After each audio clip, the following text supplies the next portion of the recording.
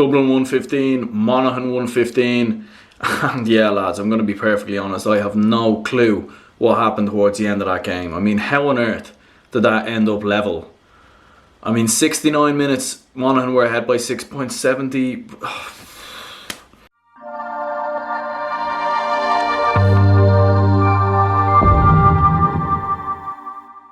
Yes, what's happening, everyone? Welcome back to GAA Fan TV. Dublin have drawn with Monaghan in match day 3 of the National Football League.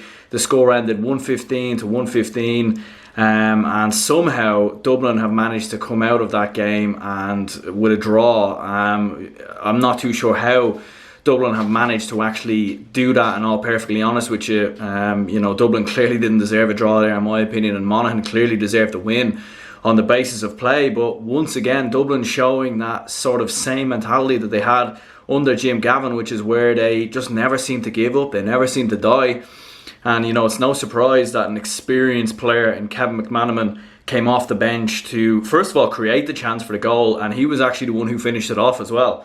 So kind of crazy how that all worked out. But look, listen, Monaghan of course deserve a massive amount of credit in this game.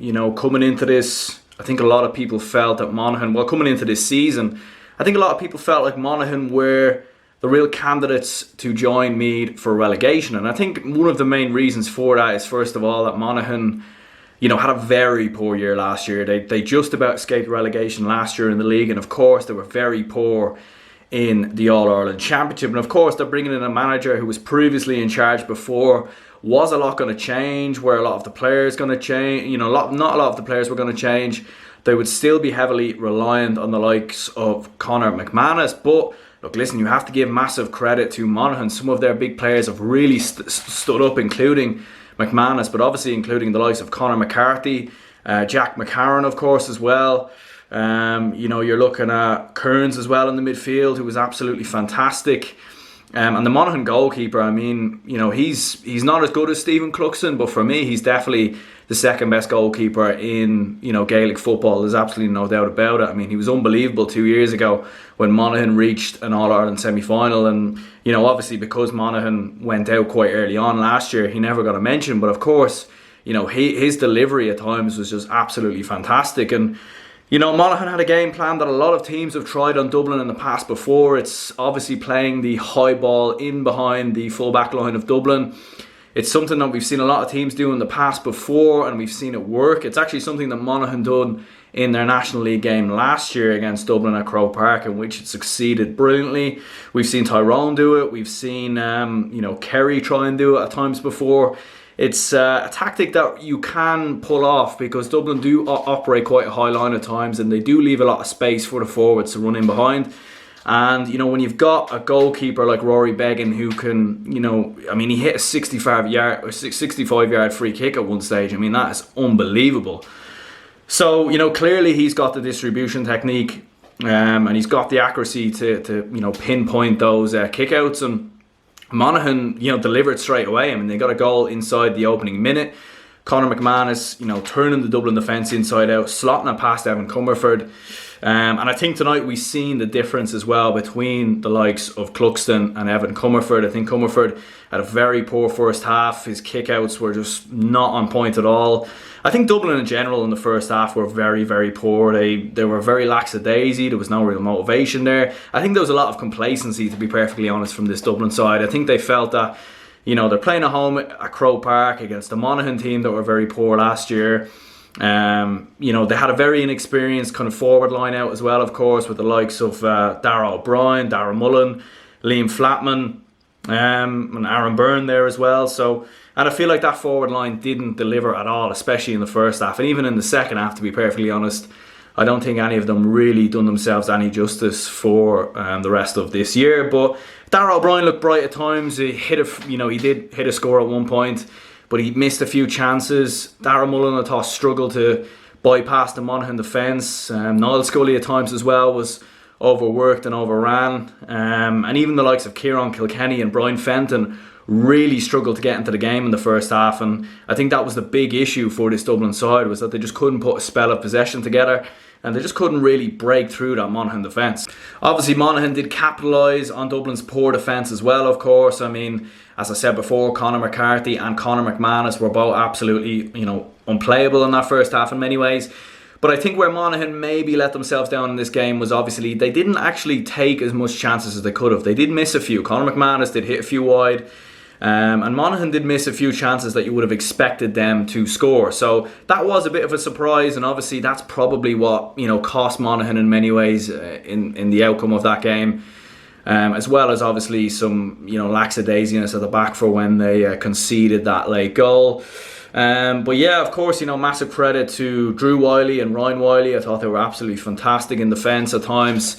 The way Monaghan crowded a lot of some of the Dublin players, Dublin forwards in that first half was absolutely fantastic, and obviously Dublin came out in the second half and listen, they had to respond, they had to show a bit of fight for of course a lot of the crowd who showed up when this storm is happening. So Dublin, they did up the ante a little bit at the start of the second half. We've seen a bit more from the likes of Kieran Kilkenny and Dean Rock.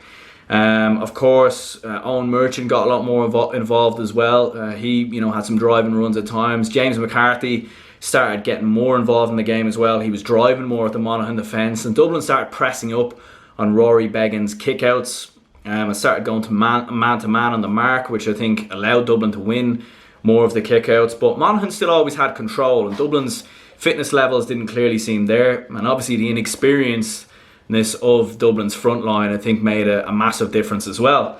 Kevin McManaman obviously came on for Dublin, and he made a huge impact when he came on, because obviously it was him that floated the long ball into the penalty area of the Monaghan's defence, and the ball obviously bobbled around a bit and kind of fell to Kevin McManaman, who followed on his run, got on the end of it, put the ball in the back of the net, and Dublin had the momentum from that point, and they obviously kicked a few more scores. Conor Burglar obviously got on the score sheet as well, which was much needed for this Dublin side, and looked like Monaghan were going to see the game out. They had that late free kick, that late 45, which Rory Beggan normally puts away. I mean, was that nerves? Was that a bit of tension maybe in the closing stages that cost him? So that was a big miss. Obviously, one of the talking points that I've seen a lot of people saying on social media is that obviously the extra minute or so shouldn't have been played. I mean, I'll have to go back and rewatch that obviously, because Rory Beggan did take about a minute and a half to 2 minutes during that 70-minute period, and unfortunately this is just something that we seem to see happening in Gaelic football. I mean, it happened in the Dublin Kerry game, where the game probably should have been blown up before Kerry's final score, but look, listen, that's just the way it is. I feel like the referees want to allow the play to continue, to allow that team to at least have an opportunity. But the funny thing is, I feel like if Dublin were 2 points down there, the referee blows that up, he doesn't allow the opportunity. So, it's not right in my opinion. I feel like the referee should blow it up when the time is up. But look, listen, Dublin in the end, they got that late point, and once again, Dublin have managed to, pull back a draw from absolutely nowhere that wasn't expected at all. And, Dublin have actually been pretty poor at times throughout these three matches, and somehow haven't been beaten, which shows a lot of resilience and a lot of character from this Dublin side.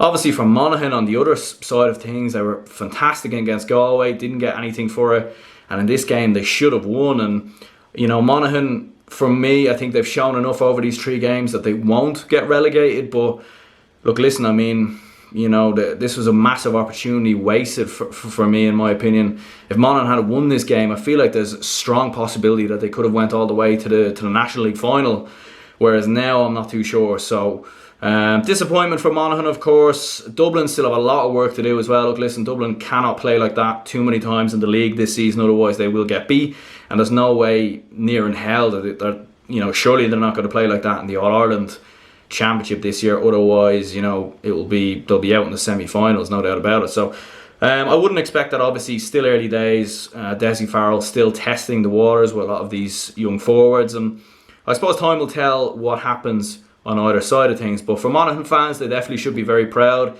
They didn't win the game, but in my opinion, they were definitely the better team. And, you know, a lot of promise for Monaghan looking ahead for 2020.